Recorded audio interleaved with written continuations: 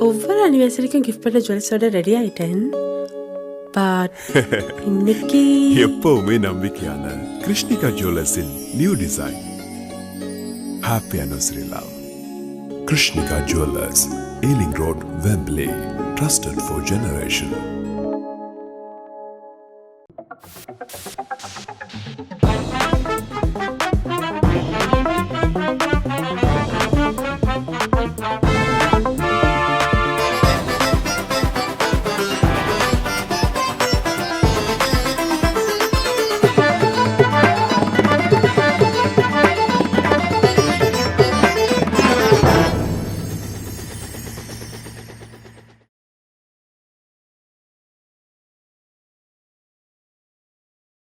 அனைத்துலக உயிரோடை தமிழ் ILC தமிழ் உயிரோடை தமிழில் அன்பர்களே, உலக நகர்வுகள் நிகழ்ச்சியில் இணைந்திருக்கிறீர்கள். கடந்த வாரம் கூட உலக நகர்வுகள் நிகழ்ச்சி சிறப்பு நிகழ்ச்சியாக அமைந்திருந்தது.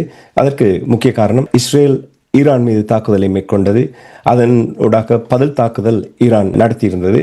சேதங்கள் தொடர்பான விடயங்களை நாங்கள் தொடர்ந்து எங்களுடைய உறவுகளுக்கு எடுத்து வந்திருந்தோம். இங்கே பொறியியல் ஆய்வாளர் அரசு அவர்கள் இணைந்திருக்கின்றார். அழைத்துக் கொள்வோம். வணக்கம் அரசு அவர்களே. வணக்கம் தலாதானி. அனைத்துலக உயிரோடை தமிழ் உறவுகளுக்கு அன்பு இருந்த வணக்கம். உங்களுக்கு வணக்கத்தை தெரிவித்துக் கொண்டு அரசு அவர்களே, இஸ்ரேல் ஈரானுக்கு இடையிலான போர் 4வது நாள் தொடர்ச்சியாக தாக்குதல் நடந்து கொண்டிருக்கின்றது. இப்பொழுதுள்ள நிலைமையை எங்களுடைய உறவுகளுக்கு கூறுகளா என்னவென்று?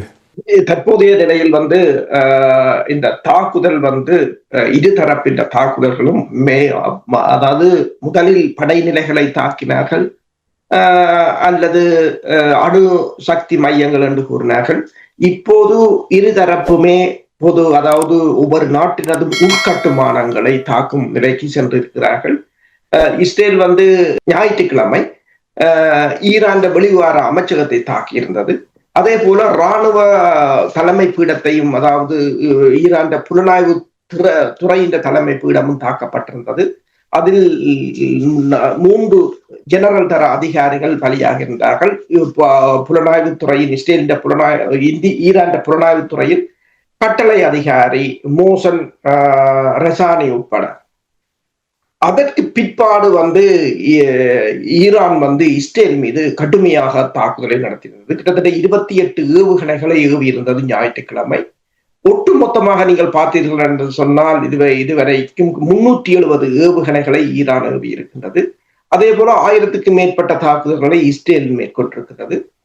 இஸ்ரேல் உள்ளுக்கு ஊடுருவி மொசாட் உளவாளிகள் கிட்டத்தட்ட 1300 பேர் ஊடுருவியாக சொல்லியிருந்தார்கள். அவர்களின் மூலம் ஏவுகணை தாக்குதல்கள், உந்துகணை தாக்குதல்கள், மற்றது ஆளில்லாத தாக்குதல் விமானங்களை உள்ளுக்கு வைத்து தாக்குவது என்று அவர்கள் ஒரு குழப்பத்தை விளைவிப்பது, அதாவது உள்ளூர் ஒரு கலவரம் ஏற்படுவது போல தோற்றப்பாட்டை ஏற்படுத்த முற்பட்டிருந்தார்கள். சில இடங்களில் மொசாட் உளவாளிகள் டயர்களை கூட கொளுத்தி மக்களை ஒரு அச்சமடைய வைப்பதாக கூறப்பட்டிருந்தது. உள்ளக கலவரத்தை உருவாக்கி ஈரான் இந்த அரசை ஒரு கொலாப்ஸ் பண்ற ஒரு முயற்சியாகத்தான் இதனை பார்க்கலாம். ஆனால் இதற்கு பதிலடியாக ஈரான் ஞாயிற்றுக்கிழமையும் கடுமையாக தாக்கின்றது. அதில் கடுமையாக பாதிக்கப்பட்டது ஹைஃபா என்ற துறைமுகம். முற்று முழுதாக அது எரிந்து, முற்று முழுதாக என்று கூற முடியாது, பெருமளவில் அது கடும் சேதத்தை சந்தித்திருக்கின்றது அந்த துறைமுகம். அது மட்டுமல்லாது இஸ்ரேலின் பெய்ன்மேன் இன்ஸ்டிடியூட் என்று சொல்றது ரிசர்ச் இன்ஸ்டிடியூட் என்று, அதுவும் முற்றாக பல மாடி கட்டிடங்கள் முற்றாக அளிக்கப்பட்டிருக்கிறது. காசாவில் பெருமளவான இஸ்ரேலில் பெருமளவான இடங்கள் தற்போது காசா போலதான் தோற்றமளிக்கின்றன. டெல் அவிவ் பகுதியில் கூட பல கட்டிடங்கள் இடிபாடுகளாக இருக்கின்றன. இழப்புகளை பொறுத்தவரையில் ஈரானில் இதுவரையில் 224 பேர் கொல்லப்பட்டிருக்கிறார்கள். 1200க்கும் மேற்பட்டோர் காயமடைந்திருப்பதாக கூறப்படுகிறது. இஸ்ரேலில் இதுவரையில் 40 பேர் கொல்லப்பட்டிருப்பதாகவும் 300க்கும் மேற்பட்டவர்கள் காயமடைந்திருப்பதாகவும் கூறப்படுகின்றது. அப்ப அதாவது ஞாயிற்றுக்கிழமை இடம்பெற்ற தாக்குதலில் பல தாக்குதல்களை ஒரு அபார்ட்மெண்ட், அந்த காம்ப்ளெக்ஸ்களை குறிவைத்து ஈரான் தாக்கியிருந்தது. அப்போதுதான் கூறுகிறார்கள் என்றால், ஈரான் இஸ்ரேலின் படைத்தளபதிகள், அணு விஞ்ஞானிகளின் இல்லங்களை தேடி தாக்குவதாக கூறப்படுகிறது. ஆனால் இஸ்ரேலை பொறுத்தவரையில் ஈரான் போல அல்லாது அவர்கள் மிகவும் எச்சரிக்கையாக இருப்பதால் இஸ்ரேல் தரப்பில் பெருமளவில் இந்த பெரிய ஆக்களின் ஒரு படைத்தளபதிகளோ அல்லது அணு விஞ்ஞானிகளோ அவர்களின் உயிரிழப்புகள் பெருமளவில் ஏற்படவில்லை. ஆனால் பொதுமக்களுக்கு கடும் பாதிப்பு ஏற்பட்டிருக்கின்றது. வெளிவரும் படங்களை நீங்கள் பார்த்தீர்கள் சொன்னால் ஈரானில் இருக்கின்ற நிலைமைக்கும் இஸ்ரேலில் இருக்கிற நிலைமைக்கும் இஸ்ரேல்ல முற்று முழுதாக இயல்பு வாழ்க்கை பல பாதிக்கப்பட்டுள்ளதாக தான் தெரியப்படுகின்றது. ஈரான் எண்ணெய் சுத்திகரிப்பு நிலையத்தை இஸ்ரேல் தாக்கிய பின்னர் தான் ஈரான் இஸ்ரேலின் எண்ணெய், அதாவது ஹைபா துறைமுகத்தின் எண்ணெய் சுத்திகரிப்பு நிலையம் மற்றும் அந்த துறைமுகத்தின் பகுதியை தாக்கியிருந்தது. கிட்டத்தட்ட இந்த துறைமுகம் இஸ்ரேலின் எண்ணெய் வளத்தில 60% அந்த துறைமுகம் தான், அந்த எண்ணெய் சுத்திகரிப்பு ஆலயம் தான் பிரதான சுத்திகரிப்பு ஆலை இஸ்ரேலின். விமானத்துக்கான எரிபொருட்களாக இருந்தாலும் சரி, நாட்டின் பெட்ரோலாக இருந்தாலும் சரி, டீசலாக இருந்தாலும் சரி, அங்கிருந்துதான் வருவதுண்டு. ஆனால் அது முற்றாக முடங்குற அளவுக்கு கடும் சேதமாகத்தான் காணப்படுகிறது. இஸ்ரேலில் ஈரான் நடத்துகின்ற தாக்குதல் தொடர்பாக பெருமளவான படங்கள் வருவதில்லை என்று சொன்னால் அங்கு சட்டங்கள் அமுல்படுத்தப்பட்டிருக்கிறது. அதாவது இந்த படங்களை, புகைப்படங்களை எடுப்பதோ அல்லது வீடியோக்களை எடுத்து மக்களிடம் அனுப்புவதோ தடை செய்யப்பட்ட குற்றம். அதை கண்டறிந்தால் 1 வருட சிறை தண்டனை கொடுக்கப்படும் என்றும் கிட்டத்தட்ட 12 பேர் கைது செய்யப்பட்டதாகவும் கூறப்படுகிறது. இப்ப நாங்கள் கதைத்துக் கொண்டிருக்கின்ற நேரத்தில் கூட இஸ்ரேலின் ஈரான் தொலைக்காட்சி, தேசிய தொலைக்காட்சி நிறுவனம் தாக்கப்பட்டிருக்கிறது என்று சொன்னால், ஊடகத்துறை தாக்கப்படுகின்றது என்றால், அதாவது ஈரான் மீதான இஸ்ரேலின் தாக்குதல் கட்டாயம் ஈரானும் பதிலடியை கொடுக்கும் என்றுதான் எதிர்பார்க்கப்படுகின்றது. ஈரான் இராணுவ ஜெனரலின் கருத்தின் அடிப்படையில் கிட்டத்தட்ட தாங்கள் இந்த போர் சில வாரங்களுக்கு தொடரும் என்று தாங்கள் எதிர்பார்ப்பதாக கூறப்படுகிறது. இஸ்ரேலை பொறுத்தவரையில் ஓரிரு வாரங்கள் என்று கூறப்படுகின்றது. ஆனால் இருதரப்பின் இழப்புகளையும் பார்க்கும் போது, இப்ப உதாரணமாக ஈரான் மட்டும் இதில் இழப்பை சந்திக்கவில்லை, இஸ்ரேலும் கடுமையான இழப்பை சந்தித்துக் கொண்டிருக்கிற இந்த நேரத்தில் இந்த போர் அந்த பிராந்தியத்துக்குள் ஏரிய நாடுகளுக்கும் பரவக்கூடிய ஒரு ஆபத்தாகத்தான் பார்க்கலாம். திங்கட்கிழமை ஈரானுடைய அரச தொலைக்காட்சி மீது தாக்குதல் நடத்தி இருக்கின்றது இஸ்ரேல். இது தொடர்பாக என்ன அறிந்தீர்கள்? உண்மைதான். அதாவது அரசு தொலைக்காட்சி நிறுவனத்தின் மீது தாக்குதல் நடத்தியிருக்கிறார்கள். முதலில் இஸ்ரேல் ஈரான் மீதான தாக்குதலை ஆரம்பித்த போது ஒன்றை கூறியிருந்தார்கள். அதாவது இந்த தாக்குதல் ஈரான் படைத்துறை மீதும் அணுசக்தி நிலையங்கள் மீதும். ஆனால் அதன் பின்னர் அந்த தாக்குதல் மெல்ல மெல்ல பரவி இப்போது பொதுமக்களின் இடங்கள், நாட்டின் உட்கட்டுமானங்கள் என்று, அதாவது வெளிவாரத்துறை அமைச்சகம் தாக்கப்பட்டிருந்தது. இப்போது ஈரான் தொலைக்காட்சி நிறுவனம் தாக்கப்பட்டிருக்கிறது. தேசிய தொலைக்காட்சி ஒரு ஊடகத்தை தாக்கியிருக்கிறார்கள். என்னும்போது ஈரானும் பதில் தாக்குதல் நடத்தலாம் என்பதால் இன்று இரவும், அதாவது திங்கட்கிழமை இரவும் கடும் தாக்குதலை எதிர்பார்க்கக்கூடியதாகத்தான் இருக்கின்றது. ஈரான் இதுவரையில் 370 ஏவுகணைகளைத்தான் பயன்படுத்தி இருக்கிறது. அதில் பெருமளவான ஏவுகணைகள் பழைய ஏவுகணைகளைத்தான் பயன்படுத்தி இருக்கிறார்கள். இன்னும் புதிய ஏவுகணைகளை பயன்படுத்தவில்லை. அதே போல இஸ்ரேல் பொறுத்தவரையில் ஏவப்பட்ட ஏவுகணைகள் எந்தவித தடையும் இன்றி இஸ்ரேல் மீது விழுந்து படிக்கின்றது. இன்னும்போது இஸ்ரேலின் வான் பாதுகாப்பு பொறிமுறை இப்ப தாட் ஏவுகணை கூட அங்கு பெருசாக வேலை செய்யவில்லை என்றுதான் பார்க்கலாம். தாட்டை பொறுத்தவரையில் உண்மையில் அதுதான் அமெரிக்காவிடமும் இஸ்ரேலிடம் இருக்கின்ற நவீன ஏவுகணைகள். அந்த ஏவுகணைகள் கூட ஈரான் ஏவுகணைகளை தடுக்க முடியவில்லை என்ற ஒரு நிலையாகத்தான் இருக்கின்றது. இஸ்ரேலின் இராணுவ தலைமையகமாக இருக்கலாம், புலனாய்வுத்துறையின் தலைமையகமாக இருக்கலாம், டெல் அவிவ் பகுதியில் இருக்கின்ற அமெரிக்காவின் தூதரகமும் சேதமடைந்திருப்பதாக கூறப்படுகிறது. அமெரிக்கா தனது தூதரகங்களை மூடி இருக்கின்றது இருந்த போதும், ஆனால் ஆட்களுக்கு உயிரிழப்புகள் இல்லை என்று. இஸ்ரேல் ஏற்கனவே போருக்குள் இருந்தபடியால் அவர்கள் கட்டுமானங்கள், பதுங்கு குழிகளாக இருக்கலாம், ஏனையவற்றை அவர்கள் உயிர் பாதுகாப்புக்கு ஏற்றவாறு கட்டியிருப்பதால் அங்கு உயிரிழப்புகள் கணிசமாக குறைவாக இருக்கிறது ஈரானுடன் ஒப்பிடும் போது. ஆனால் ஈரானுக்கு இந்த உயிரிழப்புகள் ஏற்படுவதற்கு காரணம் ஊடுருவி கொடுக்கின்ற மொசாட் படையினர்.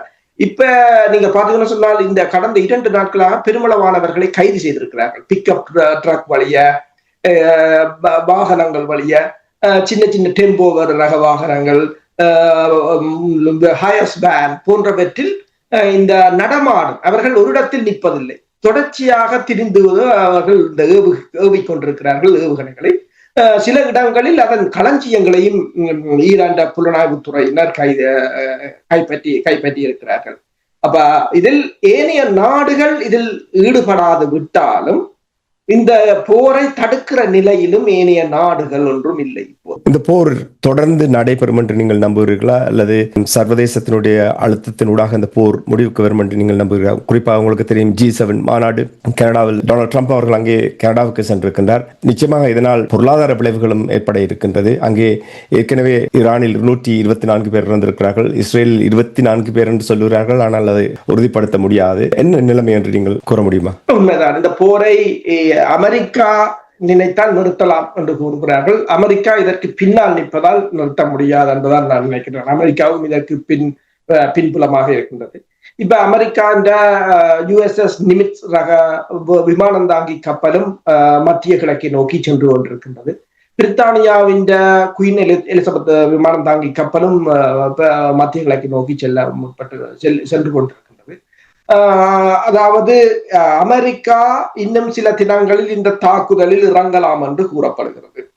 அவ்வாறு அமெரிக்கா இந்த தாக்குதலில் இறங்கினால் இந்த ஈரானுக்கு ஆதரவாக ஈரான் நட்பு நாடுகளும் இதற்குள் குதிக்கலாம் என்ற கருத்துக்கள் ஏற்பட்டிருக்கின்றன. இப்ப அமெரிக்க ஊடகங்களை நீங்க பாத்தீங்கன்னா சொன்னால் அவர்களுடைய கூறுகிறார்கள், அதாவது அமெரிக்காவும் பிரான்சும் பிரித்தானியாவும் ஈரானுடன் இந்த தாக்குதலில் இணைந்து கொள்ள முடியும், இஸ்ரேலுடன் இந்த தாக்குதலில் இணைந்து கொள்ள முடியும் என்று சொன்னால் இஸ்ரேல் எதிர்பார்த்த அளவுக்கு இந்த தாக்குதல் இஸ்ரேலுக்கு சாதகமாக அமையவில்லை. ஈரானுக்கு இழப்புகள் ஏற்பட்டாலும் கணிசமான இழப்புகளை திருப்பி இஸ்ரேலுக்கு கொடுக்கிற பலத்தில் தான் ஈரான் இருக்கின்றது. இப்ப நீங்க பாத்தீங்கன்னா சொன்னா மேற்குலக ஊடகங்கள் ஒன்றை கூறுகிறார்கள், ஈரான் வான்பரப்பை இஸ்ரேல் ஆள்கின்றது, அதாவது ஈரான் விமான எதிர்ப்பு பலத்தை குறைத்து விட்டதாகவும் ஈரான் வான்பரப்பை இஸ்ரேல் தான் கட்டுப்பாட்டில் வைத்திருக்கிறது என்று சொல்லி. ஆனால் அவ்வாறு கட்டுப்பாட்டில் நீங்கள் வைத்துக் கொண்டிருக்கும் போது 2 கேள்விகள் எழுகின்றன. ஒன்று, உங்கள் வான்பரப்பை உங்களால் கட்டுப்பாட்டில் வைத்திருக்க முடியவில்லை. ஏவுகணைகள் எல்லா இடமும் தான் விழுந்து படிக்கிறது. உங்கள் படை தலைமையகமாக இருக்கலாம், முக்கிய பொருளாதார மையங்களாக இருக்கலாம், துறைமுகங்களாக இருக்கலாம், எல்லாவற்றிலும் விழுந்து படிக்கிறது. ஒன்று, உங்கள் வான் பரப்பு உங்கள் வசம் இல்லை. 2வது கேள்வி, நீங்கள் ஈரான் வான்பரப்பை உங்கள் கட்டுப்பாட்டுக்குள் வைத்திருந்தால் அந்த வான்பரப்பின் ஊடாகத்தான் ஈரான் ஏவுகின்ற ஏவுகணைகள் பறந்து செல்கின்றன. அது அப்ப அங்கேயே வைத்து நீங்கள் சுட்டு வீழ்த்தலாம் அல்லது அங்கேயே வைத்து அதை இடைமறிக்கலாம். ஆனால் அவ்வாறு நிகழ்வதாகவும் இல்லை. ஈரான் ஆள் இல்லாத தாக்குதல் விமானங்கள் கூட இலகுவாக பறந்து செல்கின்றன. அவற்றை முறியடிக்க உதவுமாறு ஜோர்டானிடம், சிரியாவிடம், ஈராக்கிடம் என்று பல நாடுகளிடம் தான் நீங்கள் கேட்கிறீர்கள். இதில் பல உத்திகள் பிரச்சாரமாக இருக்கின்றது. முதலில் என்ன நடந்தது என்று சொன்னால், முதலில் ஈரானுக்குள் ஊடுருவிய பல உளவாளிகள், மொசாட் உளவாளிகள் ஈரான் வான் எதிர்ப்பு ஏவுகணைகள் மற்றது ஏவுகணை தொகுதிகள், ரடார் தொகுதிகளை தாக்கி அதனை சேதப்படுத்திய பிற்பாடுதான் இஸ்ரேலின் விமானங்கள் அங்கு கொண்டு வீசியதாக சொல்லப்படுகிறது. ஆனாலும் கிட்டத்தட்ட அது நடந்து 8 to 17 மணி நேரத்திற்குள் அதனை அவர்கள் மீள் சீரமைத்து விட்டதாக கூறப்படுகிறது. ஒரு முக்கியமான கேள்வி என்னவென்றால், உங்களுக்கு தெரியும் காசாவில் ஹமாஸுக்கு எதிராக போர் தொடுத்த பொழுது ஆரம்பத்தில் இந்த வைத்தியசாலை மீது தாக்குதலை நடத்திவிட்டு ஹமாஸ் மீது குற்றச்சாட்டை முன்வைத்தார்கள். அதனைத் தொடர்ந்து மெதுவாக இந்த போரில் என்ன வேண்டுமென்றாலும் அவர்களால் செய்யக்கூடியதாக இருந்த நிலைமையை நாங்கள் பார்த்திருக்கின்றோம். ஈரானுக்கும் அவ்வாறான நிலைமை இப்பொழுது ஏற்பட்டிருக்கின்றதா என்று சிந்திக்க தோன்றிருக்கிறது. அதற்கு காரணம் என்னவென்று சொன்னால், ஆரம்பத்தில் கூறினார்கள் அணு ஆயுதம் தயாரிக்கின்ற அந்த பகுதிகளைத்தான் தாக்குதல் செய்தோம் என்று சொன்னார். இப்பொழுது பார்த்தால் தொலைக்காட்சி நிறுவனத்தின் மீது தாக்குதல் நடத்தியிருக்கிறார்கள், மக்கள் செறிந்து வாழுகின்ற பகுதிகளில் தாக்குதல் நடத்தியிருக்கிறார். அப்படி என்றால் காசாவில் என்ன நடந்ததோ அதே நிலைமை இங்கே ஈரானிலும் நடப்பதற்கான சாத்தியங்கள் இருக்கிறதா? உண்மைதான். அதைத்தான் இஸ்ரேல் முற்படுகின்றது. இப்ப நீங்க பாத்தீங்கன்னு சொன்னால், வைத்தியசாலைகளாக இருக்கலாம் அல்லது தொலைக்காட்சி நிலையங்களாக இருக்கலாம், சிவில் கட்டமைப்புகளாக இருக்கலாம், எல்லாவற்றையும் அழித்து அங்கு ஒரு உள்நாட்டு கலவரத்தை ஏற்படுத்தி ஒரு ஆட்சி மாற்றத்தை கொண்டு வருவதுதான் அவர்களின் திட்டமாக இருக்கின்றது. ஆனால் ஈரான் அதற்கு தயாராகத்தான் இருப்பது போலதான் தெரிகிறது. இப்போ தொலைக்காட்சி நிலையம் தாக்கப்பட்டிருக்கிறது. இன்று இரவு கட்டாயம் ஈரான் ஒரு மிகப்பெரிய ஒரு தாக்குதலை செய்யும் என்றுதான் நம்பப்படுகிறது. ஹமாஸின் நிலைமை வேறு, ஈரான் நிலைமை வேறு. ஈரான் தோற்கடிக்கப்பட்டாலும் கூட இஸ்ரேலுக்கு மிகப்பெரிய ஒரு இழப்பை கொடுத்து விட்டுத்தான் அது தோல்வியிலேயே ஏற்படும் என்று நாங்கள் யோசிக்கலாம். ஆனால் பிரிக்ஸ்ல அமைப்பு, இப்ப ஈரான் ஒரு பிரிக்ஸ்ல உறுப்புரிமை உள்ள நாடு. அப்ப பிரிக்ஸ் அமைப்பு கூறியிருக்கிறது தங்கள், அதாவது பிரிக்ஸ் உரிமை உள்ள நாட்டு பிரிக்ஸ் அமைப்பிடம் உதவி கேட்கலாம். ஆனால் பிரிக்ஸ் அமைப்பு கூறியிருக்கிறது ஈரான் இதுவரையில் தனக்கு உதவியை செய்ய சொல்லி கேட்கவில்லை. பாகிஸ்தான் இப்போது கூறுகிறது தாங்கள் ஈரானுக்கு உதவி செய்வோம், ஆனால் ஈரான் கேட்கவில்லை என்று. ஈரான் உதவி செய்யப்பட சொல்லி கேட்கவில்லை என்றால் ஈரானை பொறுத்தவரையில் தற்போதைய நிலையை தங்களால் சமாளிக்க முடியும் என்று நம்புகிறார்கள் போல் தெரிகிறது.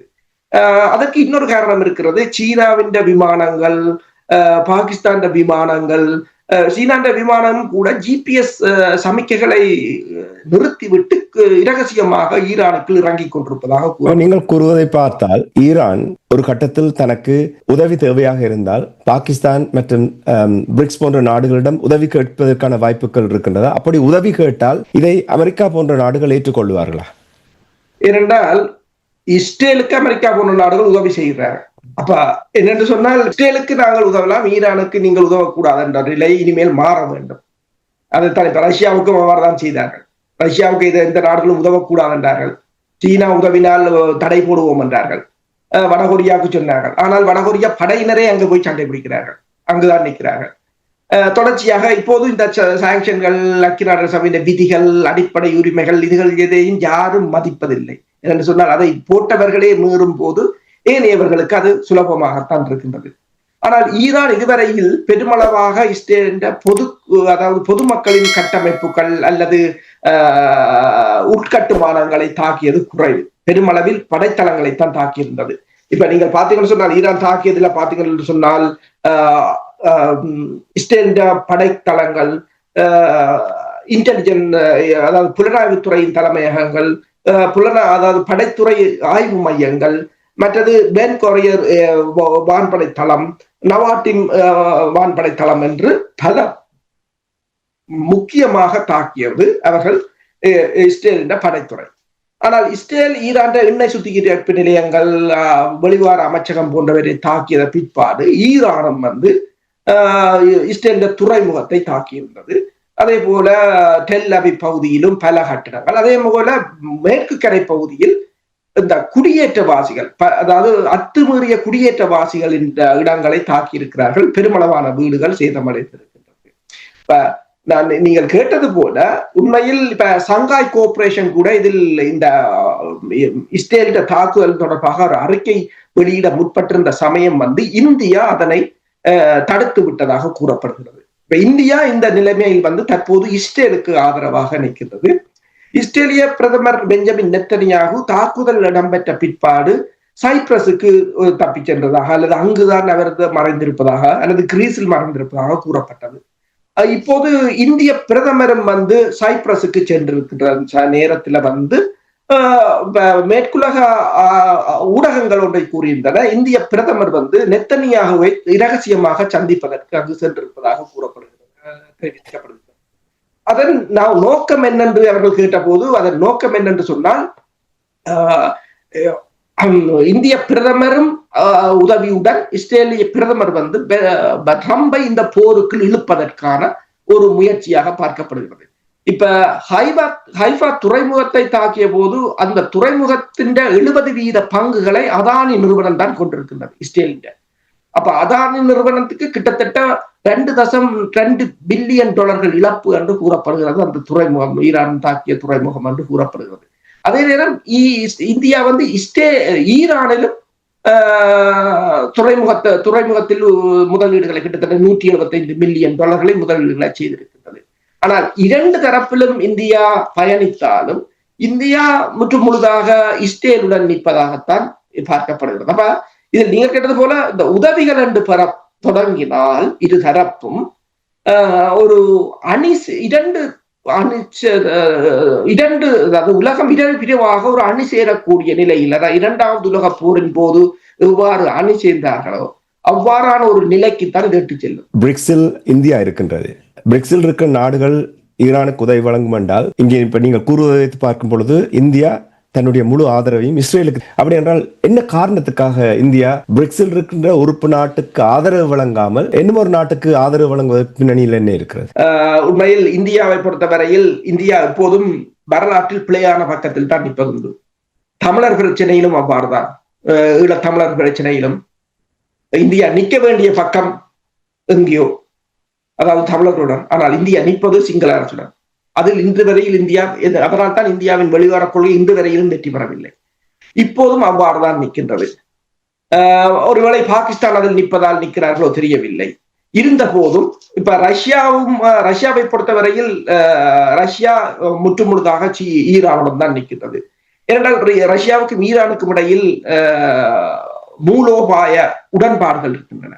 ஈரானை காப்பாற்ற வேண்டிய ஒரு கடப்பாடு ரஷ்யாவுக்கு இருக்கின்றது. அதே நேரம் சீனாவுக்கும் அவ்வாறுதான் இருக்கின்றது.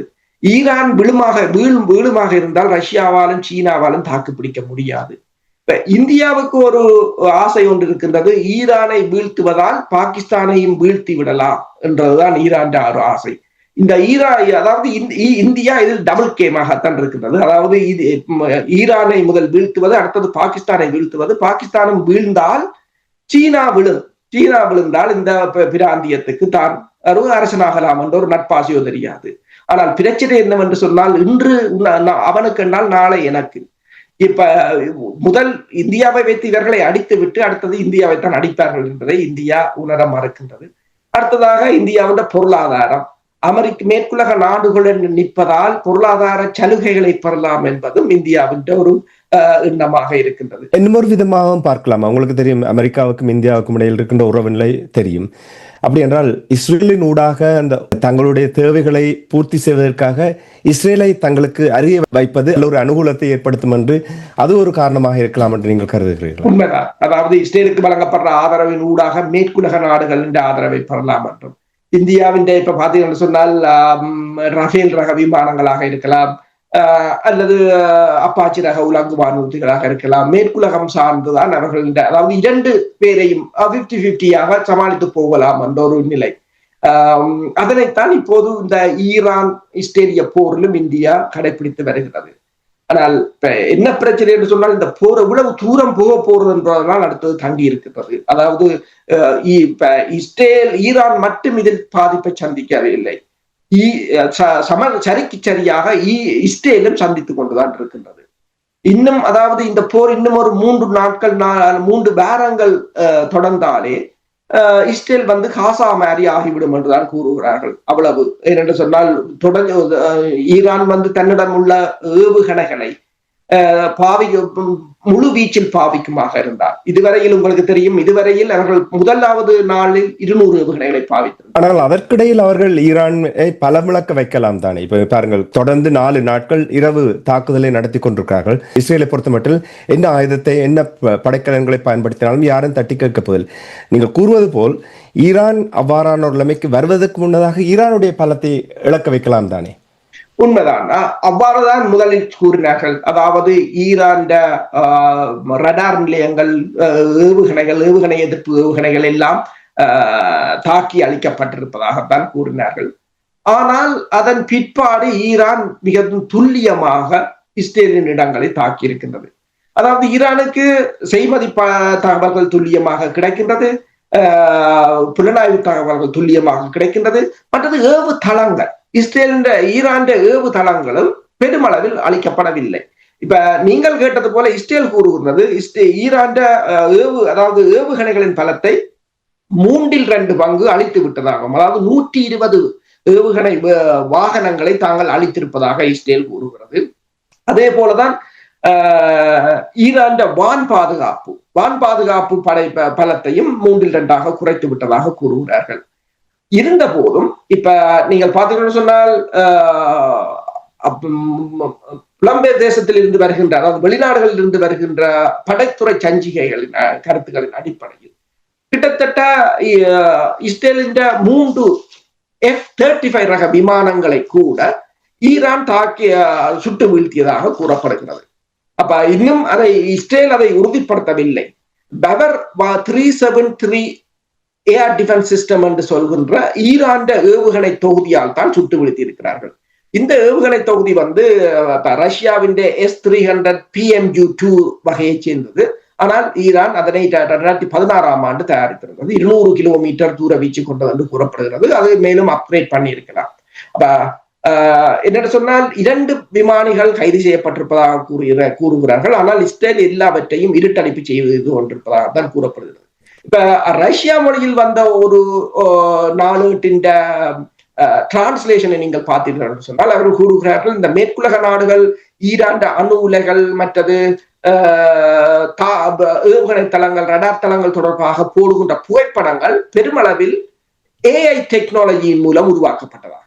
அதே போலதான் இப்ப ஈரான் அடித்ததாக கூறி ஹைபா துறைமுகம் தொடர்பாகவும் சில படங்கள் புகைப்படங்கள் வந்திருந்தன AI தொழில்நுட்பம்.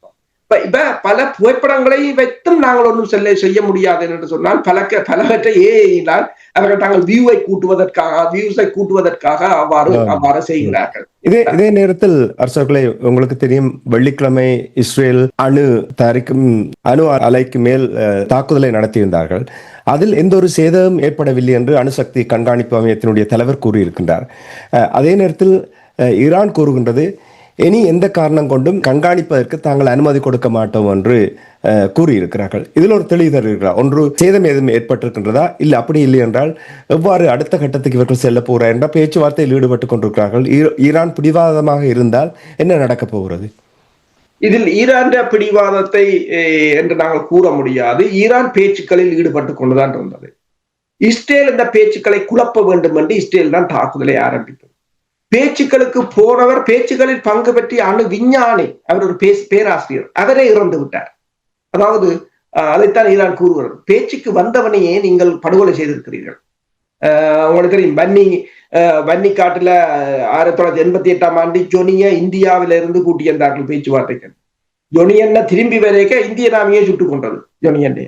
அதே போலதான் பேச்சுக்கு போனவரையே சுட்டுக் கொண்டு தாக்கி அழித்திருக்கிறார்கள். போது ஈரானை பொறுத்தவரையில் ஈரான் இனிமேல் இந்த அணு சக்தி உடன்பாட்டிலிருந்து தாங்கள் விலத்திக் கொள்வதாக கூறுகிறார்கள். அதாவது ஐநாவின் அணு சக்தி கட்டுப்பாட்டு உடன்பாட்டிலிருந்து அவர்கள் விலத்துவார்களாக இருந்தால் அணு ஆயுதத்தை தயாரிப்பதற்கு அவர்களுக்கு பிரச்சனை இல்லை, ஐக்கிய நாடுகள் சபையையும் கூட்ட தேவையில்லை. அண்மையில் இன்னொரு பிரச்சனை என்னன்னு சொன்னால், அண்மையில் ஈரான் வந்து இஸ்ரேலின் புலனாய்வு தகவல்களை ஹேக் பண்ணி எடுத்திருந்தார்கள். அவர்களுடைய ஆவணங்கள், பெருமளவான ஆவணங்களை எடுத்திருந்தார்கள். அதற்கு பிறகுதான் இஸ்ரேல் இந்த தாக்குதலை ஆரம்பித்தது. அந்த ஆவணங்களில் ஈரானில் கொல்லப்பட்ட அணு விஞ்ஞானிகளின் விவரங்கள் எல்லாம் இருக்கின்ற அதே சமயம், இந்த ஈரானுக்கு வந்த ஐக்கிய நாடுகள் சபையின் அணு சக்தி தொடர்பான அந்த கண்காணிப்பாளர்கள், அவர்களுக்கும் இஸ்ரேலுக்கும் உள்ள தொடர்புகள் வெளிவந்திருக்கின்றன. இப்போது இஸ்ரேலின் இந்த தாக்குதலுக்கு அவர்தான் இந்த இடங்களை தெரிவு செய்து கொடுத்ததாக கூறப்படுகிறது. ஆனால் உங்களுக்கு தெரியும், கடைசி இறுதியாக இடம்பெற்ற கண்காணிப்பு நடவடிக்கையின் போது ஈரான் வந்து சில இடங்களுக்கு அவருக்கு அனுமதி கொடுக்கவில்லை. அவர் வந்து வெளியில கூறினது என்னன்னு சொன்னால், ஈரான் முன்னே போல இல்லாது மேலும் பல இடங்களில் நிலத்துக்கடியில் அமைத்து வைத்திருக்கிறது என்றுதான் அவர் கூறியிருந்தார். அப்ப இந்த நிலையில் ஈரான் வந்து ஒன்று இனிமே, அதாவது தற்போது இந்த அணு சக்தி உடன்பாட்டு பேச்சுக்களில் தற்காலிகமாக தாங்கள் நிறுத்திக் கொள்வதாக கூறுவதில் அர்த்தம் இருக்கிறது. இரண்டாவதாக நீங்கள் கூறியது போல, இப்ப அணுசக்தி அதாவது இந்த ஐக்கிய நாடு சபை ஒன்று கூறுகிறது என்று சொன்னால் சேதம் இல்லை என்று சொன்னால், ஏனென்றால் சேதம் என்றால் அணு கதிர்வீச்சு இருக்கும். அணு கதிர்வீச்சு இருந்தால் பெருமளவான மக்கள் பாதிக்கப்படுவார்கள். ஆனால் அவ்வாறு சேதம் இல்லை என்னும் போது இவர்கள தாக்குதல் அங்கு ஈரான் அணு உலைகளை தாக்கவில்லை.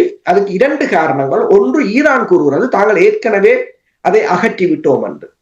அடுத்ததாக, இந்த ஐக்கிய நாடு சபையின் அணு சக்தி விஞ்ஞானிக்கு கூட்டிக்கொண்டு அணு கண்காணிப்பாளர்களுக்கு கூட்டிக்கொண்டே காட்டிய இடம் உண்மையான இடமா அல்லது போலியான இடமா என்றதும் தெரியாத ஒரு விடயம். மூன்றாவதாக என்ன பிரச்சனை என்று சொன்னால், ஈரான் அணு கசிவு ஏற்படுமாக இருந்தால் இஸ்ரேலின் அணு உலைகள் தாக்கப்படும் என்று சொன்னால், இஸ்ரேலின் எந்த இடத்தையும் ஈரான் தாக்கலாம் என்ற ஒரு நிலைக்கு வந்துவிட்டது. இஸ்ரேலால் தடுக்க முடியாது, எதையும் தடுக்க முடியாது. அதுதான் ஒரு காரணம். பெஞ்சமின் நெட்டன்யாஹூ அவர்கள் இப்பொழுது நாட்டை விட்டு வெளியே சென்றதற்கு அது ஒரு காரணமா? உண்மைதான், அது ஒரு காரணம். என்னன்னு சொன்னால், அவர்கள் எல்லோரும் பாதுகாப்பாகத்தான் இருக்கிறார்கள். என்றால் ஞாயிற்றுக்கிழமை இடம்பெற்ற தாக்குதலில் ஈரான் தேடி தேடி இந்த படைத்தளபதிகள், அணு விஞ்ஞானிகளின் இல்லங்களை தாக்கி இருக்கிறது. சில அபார்ட்மெண்ட்ஸை பார்த்தீங்கன்னு சொன்னால் அதுல அந்த குறிப்பிட்ட ஒரு இடம் மட்டும் அடிபட்டு இருக்கிறது. ஆனால் அவர்கள் யாரும் அங்கு இல்லை. பலர் நாட்டை விட்டு தப்பி ஓடிவிட்டார்கள் அல்லது வெவ்வேறு நாடுகளில் இருப்பது போலதான் தெரிகின்றது. அவர்கள் விமானங்களையே கொண்டு சென்று விட்டார்கள். நீங்கள் அந்த விமான நிலையங்களை பார்த்தீங்கன்னா ஒரு விமானமும் இல்லை. எல்லா விமானத்தையும் கொண்டு சென்று விட்டார்கள். சைப்ரஸுக்கு, கிரீஸுக்கு என்று கொண்டு சென்று விட்டார்கள். நன்றி அரசர்களே. இன்றைய நிகழ்ச்சியில் இணைந்து ஈரான் இஸ்ரேலுக்கு இடையிலான போர் விரிவடைந்திருக்கின்ற நிலையில் அணு உலை மீது தாக்குதல் நடத்தியது எந்த ஒரு சேதமும் ஏற்படவில்லை என்ற விடயங்களையும், இனி ஈரானுடைய அரச தொலைக்காட்சி மீது தாக்குதல் நடத்தியிருக்கிறார்கள் என்ற விடயங்களையும் உயிரோடு தமிழ் உறவோடு பயந்து கொண்டமைக்காக உயிரோடு தமிழ் அன்பர்கள் சார்பாக நன்றி குறிக்கொண்டு மீண்டும் இன்னொரு நிகழ்ச்சியில் இணைந்திருப்போம். அதுவரைக்கும் நன்றி, வணக்கம். நன்றி, வணக்கம். எமது பார்வையாளர்களுக்கு வணக்கம். மக்களின் குரலாய் ஓங்கி ஒலிக்கும் இலக்கு மின்னிதழ் மற்றும் உயிரோடை தமிழ் வானொலி ஆகிய இவ்விரு ஊடகங்களும் உங்களைப் போன்ற எமது நேயர்கள் நண்பர்களின் ஆதரவிலேயே இயங்கி வருகின்றன. மிக குறைந்த வளங்களுடன் பல இடர்கள் மற்றும் தடைகளை தாண்டி பயணிக்கும் எமது ஊடகங்களின் பணிகள் மேலும் வளர உங்களால் முடிந்த நிதியுதவியை வழங்கி இன்னும் காத்திரமான செயற்பாடுகளை முன்னெடுக்க உதவுமாறு மிகவும் பணிவன்புடன் வேண்டி நிற்கின்றோம். உங்கள் பங்களிப்பு உங்களின் உரிமை குரலாய் ஓங்கி ஒலிக்கும். நன்றி.